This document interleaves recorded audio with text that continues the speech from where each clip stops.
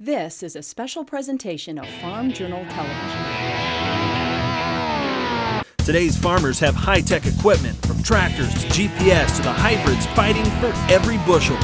Here to help is agronomist Ken Ferry There's definitely some things that we put into our systems pyramid. and agronomist Missy Bauer, So we're trying to create that true V trench. and they're using the systems approach to higher yields on every acre. I'm Clinton Griffiths, and she's Margie Fisher. Together, we're Corn College TV. Corn College TV, brought to you by Winfield, uncovering insights through data to help farmers be greater. Visit your local retailer or learn more at winfield.com. And by Micro Essentials, the next generation of fertilizer for the next generation of farming.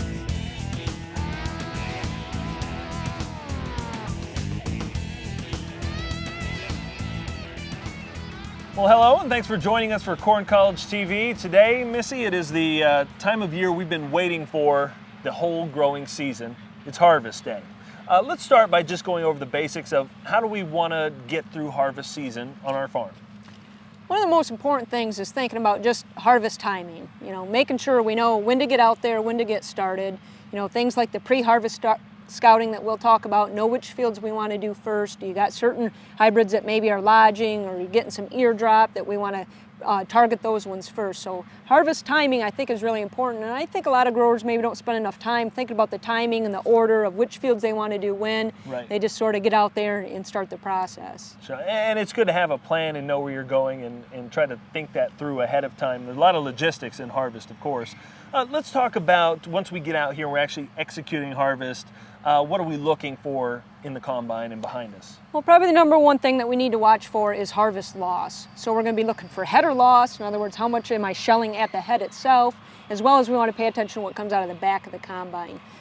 In addition to that, we want to pay attention to maybe ear drop, that we are getting ears already on the ground. So harvest loss can add up quite a bit. If we're looking on the ground at the actual kernels and we have 1 square foot that we're laying down, within that square foot, if we have 2 kernels in that, that's equal to 1 bushel. And that can add up in a hurry. That's correct. And if you're looking at ear drop, if we've got 1 ear in 10 square feet, so a bigger area, that's also equivalent to a bushel. Right, so we want to be watching for that.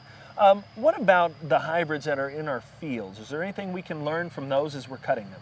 You bet, and that's probably one of the best things about harvest is we can finally evaluate these hybrids the rest of the way. So we're not only looking at lodging, ear drop, but we're also looking at yield. I mean, that's what it's all about at the end of the day is, how many bushels per acre is each one doing. So if we can pay attention and take notes as we go through there, if you've got a yield monitor, then obviously we can use that as well as collecting information and data. But it's our best time to evaluate how did we do for the year, pay attention to things even like plant spacing and your ear count from the cab. Right. Still ahead, beating that harvest time bottleneck, Ken Ferry talks timing. But up next, the importance of proper combine settings and slowing down to prevent harvest loss.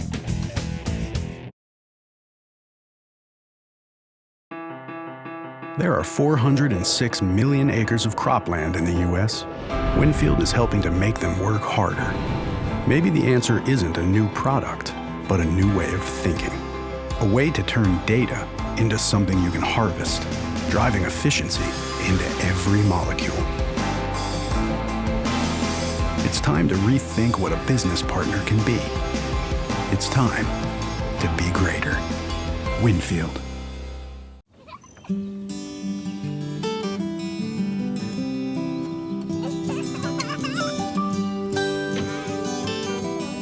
You don't just see a field. You see the future of your operation. One we're helping you protect. Enlist is a new herbicide-tolerant trait system that will build on glyphosate, improving performance to move farming ahead.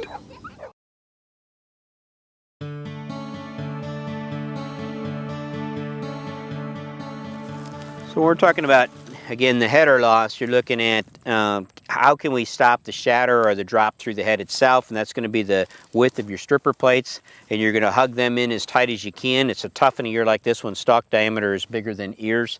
The speed of your head, if we're pulling that grain into the stripper plates too fast, we can hit and explode and shatter as far as getting out. So a scenario where slowing the combine speed down, sometimes we may have to slow down the header speed and speed the combine up to keep the head full to reduce the shatter. In other cases, we just may have to move the stripper plates in as far as it can allow. Sometimes if the corn is standing good, we can keep the head high and then move the stripper plates in closer because the stalk's a little bit narrower up there at the ear. Adjustable stripper plates definitely help in this area where you can make adjustments as your hybrids change and areas of the field change to slow that down. But a few settings we can do, but not a lot. Getting that grain before it gets too dry does eliminate some of the shattering that you see. So corn at 24-25% doesn't shatter anything like 14 to 16% corn does out there in the field itself. So harvest timely again can be part of managing that loss. What about on the back end? What do we do there? Any suggestions on how to eliminate or contain some of this? Each combine is going to be different as you come through here, and it's going to be a matter of looking at everything from concave settings to rotor speeds to fans on your clean grain, that type of thing. The main thing would be, especially a year like this, you come in and you make a pass and you get out and you spend a lot of time looking for that loss. So you can stop the combine and back it up. You can check for header loss because then you're only looking at header loss only. Then you can go behind the combine where you ran, dig down and shake all the grain out of the stalk and residue, and look to see how much grain is actually on the ground and compare it to how much cob you have in the tank itself. As far as you're trying to clean your grain sample up, but at the same time eliminate as much as possible. This particular field area today, we're probably somewhere in that 10 bushel range that we left out here in harvest loss. Well, today's prices, that's quite a bit of money that we're leaving out here if we can eliminate some of that. We're out here in a field that's been harvested. Let's talk about down corn and harvest loss today. Yeah, we kind of break your harvest loss into two areas, and one is harvest loss that happens at the machine based on your settings of the machine and the conditions of the day, and the other harvest loss is the one that we get into when we have ears that drop or a corn that falls down. So we could have a poor shanked ear where if during harvest we rattle the stalk mutts, it flips the ear off or it just starts dropping ears before harvest.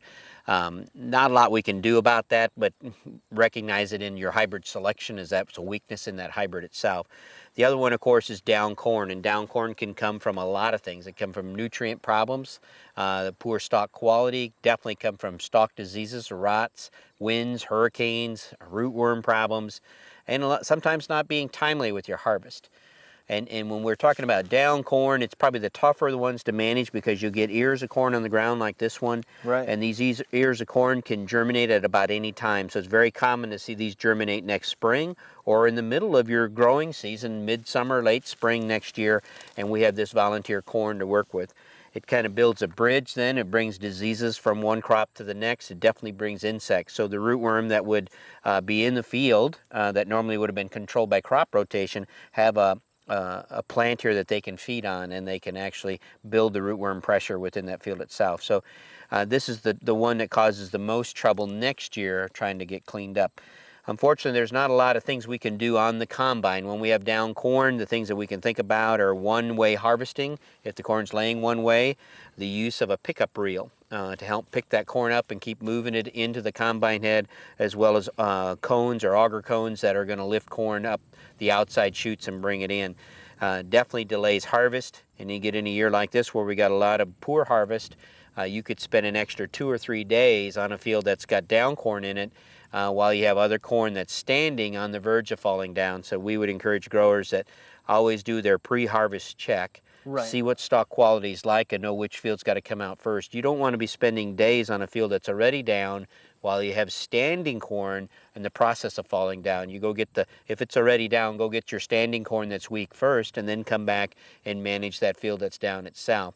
Now, granted, it depends a little bit on the yield of the down corn as well. This year we have some down corn fields that are very poor in yield, so you're going to spend less time on those than those that are down that have high yield within it itself.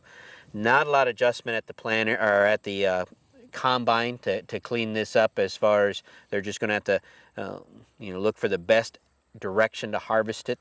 They're going to have to look at the best setting that you can. In down corn, you're limited on what you can do with your stripper plates, because you're going to have corn that's going to want to pull out of the ground and build up on the head itself. This one is best managed by staying ahead of the crop, harvesting timely, knowing exactly which fields are going to fall apart first and get them. We talk about an ABC of harvest. We don't always harvest the farms the way we planted them. We harvest them the way they tell us early in the season. So we're talking about scouting in end of July, first part of August to make the decision, trying to eliminate some of this. What about yield impact for next year? Are we going to see yield impact on the next year's crop because of something like this? You may see some impact in yield. You're probably more likely going to see some increased cost, because today with all the Roundup and Liberty Link herbicides that we have out there and corn traits, we're going to have to kill this. So it's going to add to your cost. You're not going to be able to clean this up in a Roundup burn down or something like that. We're going to have to go out here and spray it. So it's going to add in our cost of herbicide control. We have to control it, whether it's in corn or whether it's going to beans. We're going to have to control this. And then it's going to add pressure to our resistance issues when it comes to insects. So could increase our insecticide cost as well. So it's probably going to increase cost more. If we let the volunteer corn go and we're in a corn-on-corn situation, definitely could cause yield loss in the corn crop next year. If we let volunteer corn go in our soybean fields, it could cause dockage, meaning that we could take some docks on our seed when we took it into the elevator itself. Still ahead, we're scouting fields ahead of harvest with Missy Bauer. We're going to count the number of rows around as well as the number of kernels long. But up next, timing harvest based on pollination and standability. Corn College TV, brought to you by Avail Phosphorus Fertilizer Enhancer. Supercharge your phosphorus this fall with Avail to maximize the use of your fertilizer investment in the spring. Supercharge your P with Avail Phosphorus Fertilizer Enhancer. Studies show that when you add Avail to your fall-applied phosphorus, you can see an average increase of 9.9 bushels of corn per acre. Avail reduces phosphorus fixation to promote more efficient P uptake to the crop for stronger roots, better overall plant health, and higher yields. Supercharge your P this fall with Avail Phosphorus Fertilizer Enhancer to maximize the use of your fertilizer investment in the spring. Ask your fertilizer dealer for details today.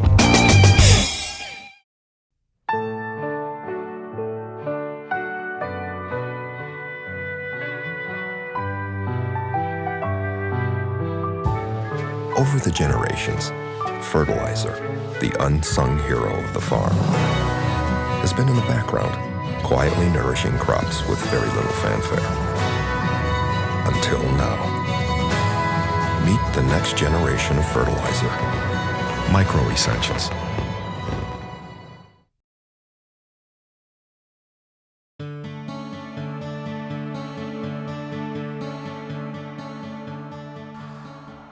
Ken, at harvest, a lot of times we run into a bottleneck, either with equipment or the amount of grain that we can actually move through our system.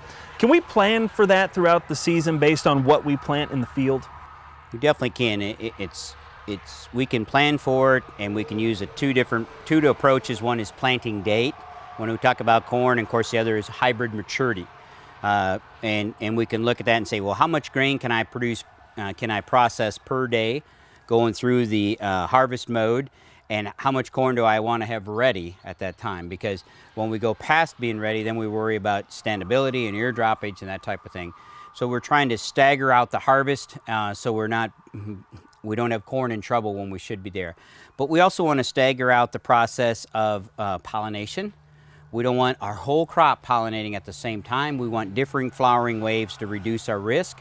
That also spreads out our scouting. So we know this corn's pollinating this week, that's next week, and everything else, so I can be in all those different fields at the same time. Right. As we look at here, for instance, this one beat the heat from a pollination standpoint, and it's going to be first to harvest. We better be ready for it because it's going to be an August harvest. This one, unfortunately, got caught in the heat and couldn't get pollinated. In a situation, we're going to have a rough start. This one is just coming out of the backside of that heat, and this one's pollinated.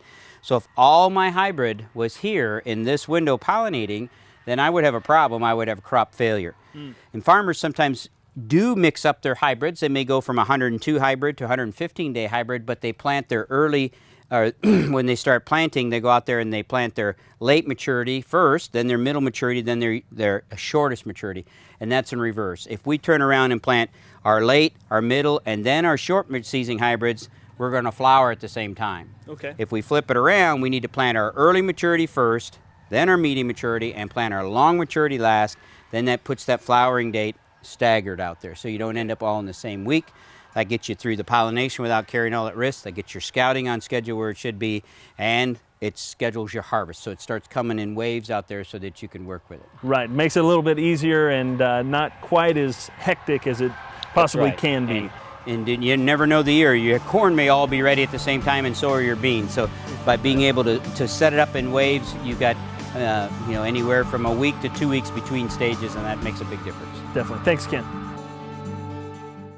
Corn College TV is sponsored by the Enlist Weed Control System from Dow AgroSciences, a new herbicide and trait system that will build on glyphosate.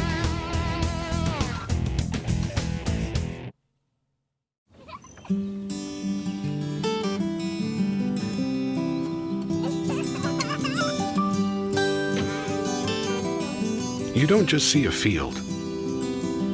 You see the future of your operation. One we're helping you protect. Enlist is a new herbicide-tolerant trait system that will build on glyphosate, improving performance to move farming ahead. There are 406 million acres of cropland in the U.S. Winfield is helping to make them work harder. Maybe the answer isn't a new product, but a new way of thinking. A way to turn data into something you can harvest, driving efficiency into every molecule. It's time to rethink what a business partner can be.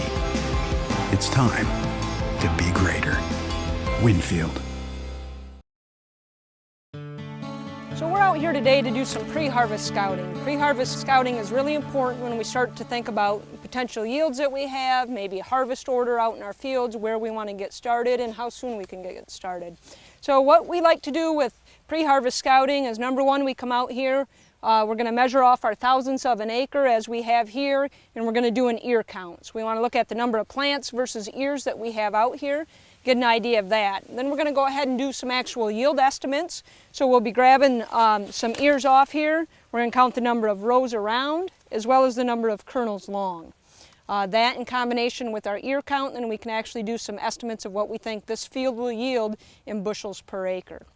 One of the other things that we want to do while we're out here doing the pre-harvest scouting is we'd go ahead and look at about the timing that we're at with the growth stage. So we'd go ahead and split some of these ears open, and what we want to see is, are we black layered yet, or are we actually still dealing with the milk line working its way down? These examples here, we're just getting into the very early part of the black layer. When I check this, I can see that it's just starting to get black underneath there. Other examples in another field, maybe we're not that far along yet. In this example here, we can see the actual milk line is still working its way down. So this is not black layered yet. Just rough idea, typically around 50% milk line when that's working its way down, we're about 40% moisture corn. If we've already hit black layer, that's typically between 30 and 35% moisture corn. So that'll give you a little bit of an idea when you're out, you're trying to decide, how much longer do I have to wait on dry down till I can actually harvest these fields. Another thing that we want to pay attention to while we're out here doing our pre-harvest scouting is going to be what we call ear shank condition or quality. So how well is this ear attached on here through this shank? If I go through and I pull on it and it seems pretty firm, then I don't worry so much about potential ear drop in this field. But if I have a hybrid that I go in there and if I'm just kind of bumping these ears and they're falling to the ground, now I'm concerned about ear drop. So pay attention to the shank quality. The other thing we like to have a good handle on is actually going to be the stalk quality itself. So in order to do that, we're going to dig up some plants. So we'll go ahead, carry this out, we'll split the stalk open and see what it looks like inside. Let's go ahead and finish splitting this open here. We want to really make sure we're about halfway into the stalk to be able to get a good reading of what's happening with the actual cannibalization in here. So what we want to see is how much cannibalization, in other words, where the stalk is breaking down, this happens from the upper part working its way down, how much cannibalization is there. Where this stalk is cannibalized is where it almost has this styrofoamy look to it. And what we're interested in, how far is that down to the base of the crown down here. So we'd still like to have 1 or 1.5 what we call of these nodes clean. So you can see this example here between this last node, here's my crown, this is the first inner node above the crown, and it looks pretty good yet. It looks like there's a lot of good juices in there and hasn't cannibalized. The second node here has actually got this cannibalization or the styrofoam look to it, and you can see it up here in the third. So we want to always make sure that with our pre-harvest scouting that if this gets too cannibalized too far down too early, it's actually gonna have potential for down corn. So we can see that with some of the examples that we have laying here. Here's one that's had severe cannibalization where you can see that it's all broke down and we actually have some stalk rots. When you actually grab a hold of the stalk itself, there's no integrity left to it. If this is in your field, I'd be very concerned about potential for down corn, and then you'd have to put this very early on your harvest order list. Here's some other examples we see here of one that does have a fair amount of cannibalization down into it, and again some stalk rot starting where we can see the dark black color starting to set in here. And then we have an additional example here that's not too bad of shape. We can see the cannibalization here, and in this first node above the crown we've got it about half cannibalized. So if this was in my field and I was determining my pre-harvest order, you know, how would I come in and say which fields I'm going to harvest first? This one would be first, followed by this one third, and this one fourth, because this example here has the best stalk quality. I'm very concerned about down corn in these examples here. So put that all together with what you're doing with your ear counts, your yield estimates, as well as that ear shank quality in combination with your stalk quality. Now you have an idea of which fields we should go out and harvest first and what our overall yield potential in these fields is. Up next, ask the agronomist questions the proper moisture for harvesting corn. And the highest yields obtained is when we're at 25% moisture. Hey, what's going on? Just checking the fields. Yours are looking pretty good. Must be doing something right. Actually, I got a guy. You got a guy? Well, it's not just any guy. I got a Channel seedsman. Channel, yeah? Yeah, I've been working with him pretty close to get, well, you can see for yourself. This is what I'd recommend. Let's get to work.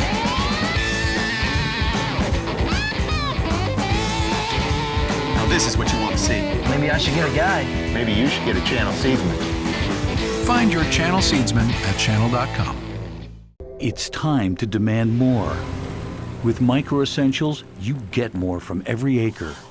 Through our fusion technology, only Micro Essentials combines 4 vital nutrients into one powerful granule, ensuring uniform nutrient distribution and increased nutrient uptake. The innovation behind our fusion technology means you'll grow stronger, healthier plants. Micro Essentials. Get more from every acre. When we're harvesting corn, the ideal moisture to get going is at 25%. It's based on a lot of university studies that have been done over the years. On the highest yields obtained is when we're at 25% moisture. So you want to get out and make sure you're checking your fields early, run some samples through a moisture tester to get an idea of about where you're at. In doing that, we have a lot less loss as far as header loss that will typically increase as that corn gets a lot drier. So although it's going to cost you a little bit of money to get this dried through your dryers or at the elevator in the dryer, the ideal time would still be around 25% corn.